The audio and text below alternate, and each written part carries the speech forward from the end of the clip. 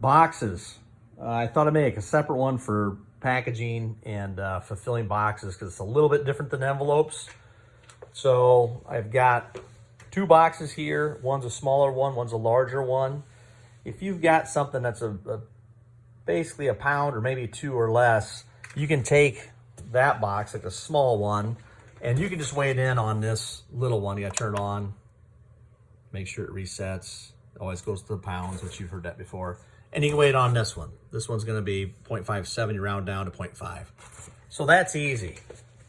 The bigger ones, like this one, we're gonna weigh on the big scale.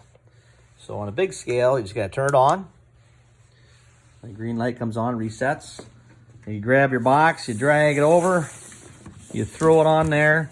When you're weighing these boxes, you want to make sure that you're off these side rails because that'll throw your weight off. And that box is 7 pounds even. So now we can go to fulfill this. And this order is 24,699. So on the screen, I'll just type it in, 24,699. And there's the order for Casey. And it is Casey, so we'll click on that. And we will fulfill the order. So hit fulfill, or create the shipping label. Here's where it's different. Right now it says large padded envelope, which was the last order that came out. So you hit the drop down and there's all kinds of different box sizes on there. And that's the part you have to know what box size you have, which is pretty easy because on the bottom of all these boxes, there is a size of the box. So like for instance, on this little one, that is a 6 by 6 by 6. So it's printed on the bottom of the box. And the one we're using that we're measuring right, or we're weighing right now, I actually pulled a box out so I can show it to you, but it is a 12 by 10 by 6. This is why when you tape the box up, you always want to make sure that this is on the bottom. So if you have to check the box size, you can just turn it upside down and look at the box size. So 12 by 10 by 6 is right here. So now you have the proper package size, and now we have to put the weight in. And remember the weight was 7 pounds, so just put 7 in. And then again, click off to the side to make sure it accepts that. And then we're gonna go down and look for the cheapest shipping option.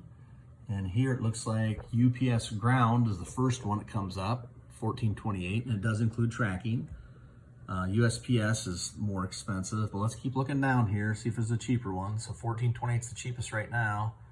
Oh, we got UPS Media Mail, which we can't use, but there is a Parcel Select ground has tracking for $12.93. So we're gonna select that one because that is the cheapest option.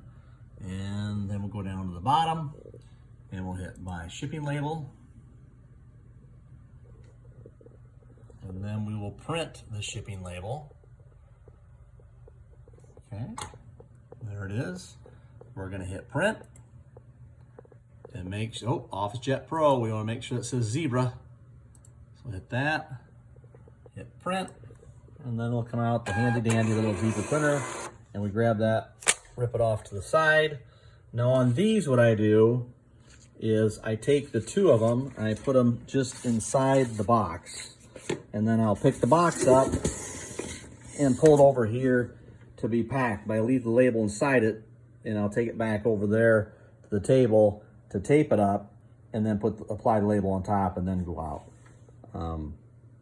So if you have a box that's larger and you have to use UPS, we talked about putting the USPS over there by the door. But if it's UPS, then it goes over here by this other door, right in front of the computer. That's where the UPS orders go. So that kind of covers boxes.